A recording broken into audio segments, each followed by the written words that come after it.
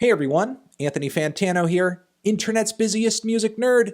Going to talk about the T-Series YouTube channel, if you couldn't already tell from the title of this thing.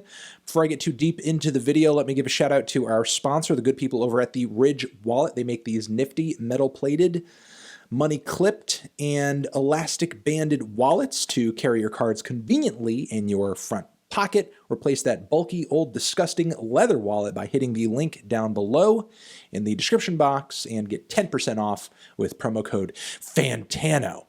So T-Series, if you are following major YouTube news, you know that T-Series has been coming up the ranks, the subscriber ranks on the channel, to the point where it should only be a matter of time before they totally surpass the great PewDiePie in overall subscribers. Now, as you guys know, overall subscribers on YouTube, it doesn't necessarily mean anything really. There are tons of channels out there that have more subscribers than me, but they get absolutely trash views because their subscribers are just not watching their content. But still, I do think that what is happening here does mark an important paradigm shift on YouTube, internationally and culturally. So let's take that one by one by one. Now, T-Series, if you don't know what this channel is, it's essentially a mainstream music channel, but for India.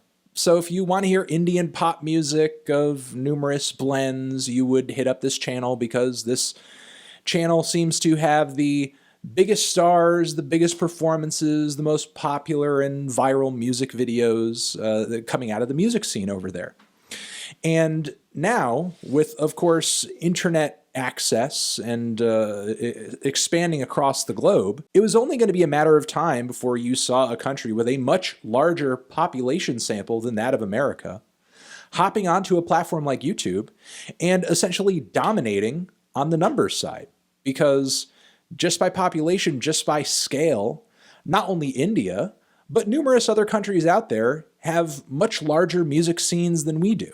Sure, America, through its capitalist supremacy, if you'll allow me to use the C word, has dominated the international music scene for a long time.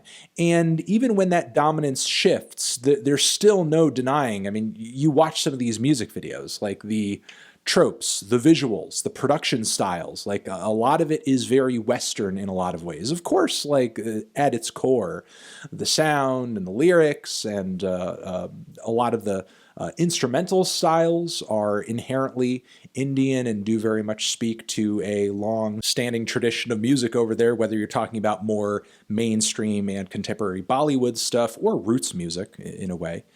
So, of course, the music doesn't sound exactly like that of your top 40 pop stars over here, but they're clearly sort of fashion and aesthetic influences going on in a lot of these videos that not just India is picking up on, but a lot of different music scenes. I mean, as unique and as standout as the K-pop scene is right now, the K-pop scene very much has its influential roots in a lot of Western pop music tropes. So getting that out of the way.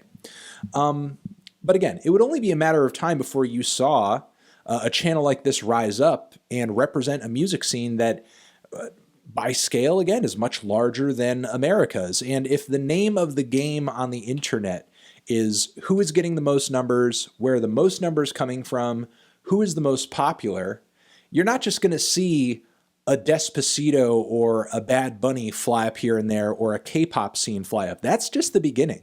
That's just the floodgates starting to, because it's only going to be a matter of time before every music scene is online and their respective geographic audience is going to be representing in the comments, representing with the views. And we could potentially see not just over here in America a K-pop craze, but what about a craze of music from India, a craze of music from China, a craze of music from Africa? Of course, it would greatly depend on the freedom of the artists and the labels in those respective countries to create, upload, and disseminate whatever music they're making so that it can reach an audience not only in that country but outside of that country. Each country tends to have its own limitations on freedom of speech and artistic expression and internet searches and so on and so forth. But don't just look at the phenomenon that's being created here and write it off merely as something that is happening totally outside of America, doesn't matter, totally irrelevant. Not the case. Is not the case at all, because this is a barrier being broken down. This is access, and as long as you have access, you're going to grab some people who wouldn't normally listen to this type of thing, and that is a huge potential for gaining an audience. I'm not saying the American music scene is threatened or that its days are numbered, but the American music scene lazily enjoying the hegemony that it has for decades and decades and decades and decades across the world could potentially be ended pretty soon, within the next 10 or 15 years, if you have channels like these from all across the globe sprouting up again and again and again, and they're racking up billions of views. This channel racks up billions of views every month.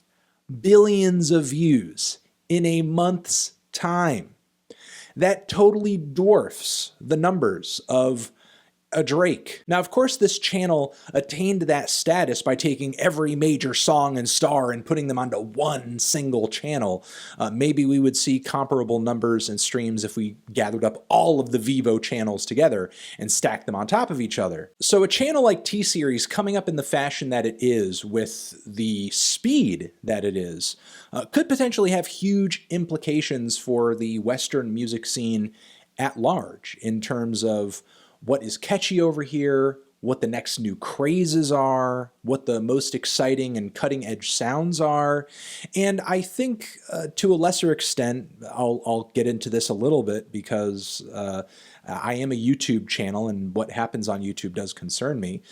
This certainly is a shift of what exactly is happening on the YouTube platform overall too, because YouTube at one point in time was primarily seen as an outlet where somebody like PewDiePie, just some random dude who's playing video games on the internet, could, with no corporate backing, get mega famous, millions and millions of views and hits. Now, of course, PewDiePie has had his corporate collaborations and supporters over the years, but his initial explosion on the platform, again, just random dude, nobody knew who the hell he was, and got famous just playing video games.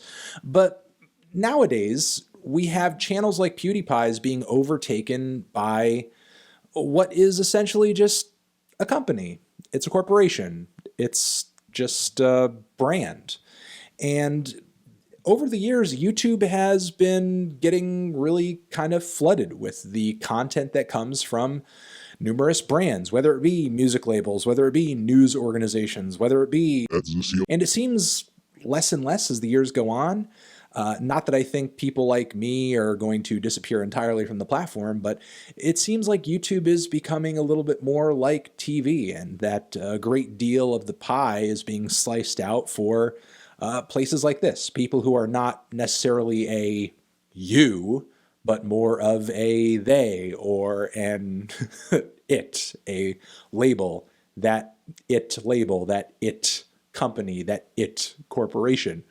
So in a way, it just kind of seems like it's turned into BrandTube. And believe me, YouTubers themselves have played a great part in that, in encouraging brand deals and promotions to happen on the platform, taking part in them, turning their whole channel and aesthetic into a brand. I am certainly guilty of that. The needle drop is just as much a brand as many other things on YouTube. So I think with T-Series coming up in the way that it has, YouTube has really, in a way, officially become BrandTube. So I think I'm just gonna have to leave it at that. I find the grow and rise and takeover of T-Series right now on the YouTube platform to be interesting. And I'm not just talking from a YouTube standpoint. I think for what it represents for the greater international music scene, because I think going forward, with phenomenons like these going on in music, I think all music listeners are going to have to think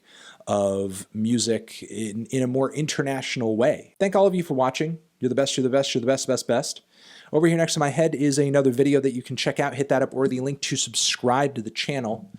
And hit up the YouTube search bar and look up T-Series and I guess see what they have to offer. Because I thought some of the tracks on here were pretty catchy. Some of them kind of corny or featuring some annoying vocals here and there. But for the most part, it just seemed like some really mainstream, fun pop music that maybe some people get into. So I'm going to leave it at that. Love you, love you, love you forever.